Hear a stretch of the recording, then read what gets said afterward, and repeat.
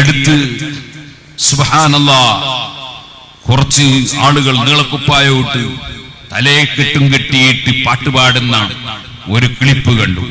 ഇന്നാ ലില്ലാഹി വ ഇന്നാ ഇലൈഹി റാജിഊൻ.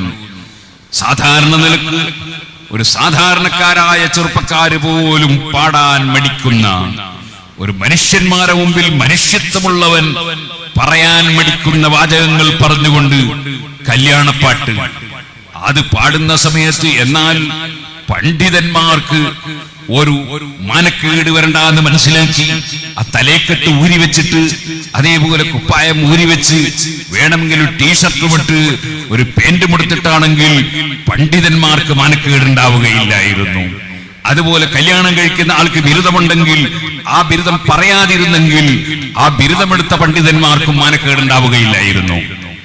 എന്തേ നമ്മുടെ ആളുകൾക്ക് തീരെ തഖ്വയില്ലാതെയായി പോയത്? എന്തേ ആളുകൾക്ക് യാതൊരു ചിന്തയും ഇല്ലാതെയായി പോയത്?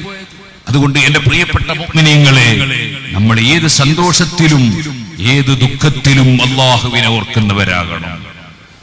പരിശുദ്ധമായ ഖുർആൻ പറഞ്ഞത് വസാരിഉ ഇലാ മഗ്ഫിറത്തിൻ മിർ റബ്ബിക്കും വജന്നത്തിൻ അർളുഹസ് സമാവാതു വൽ അർളു ഉഇദ്ദത് ലിൽ മുത്തഖീൻ.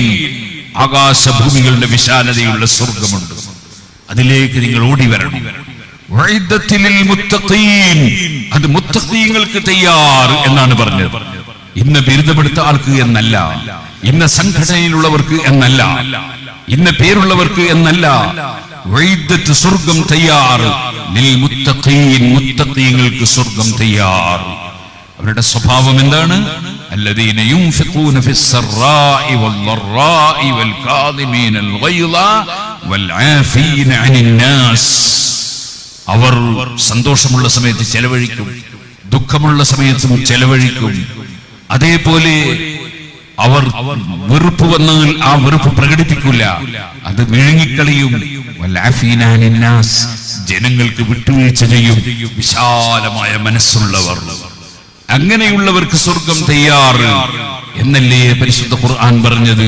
അതുകൊണ്ട് തഖ്വയുള്ളവരാകണം നമ്മൾ.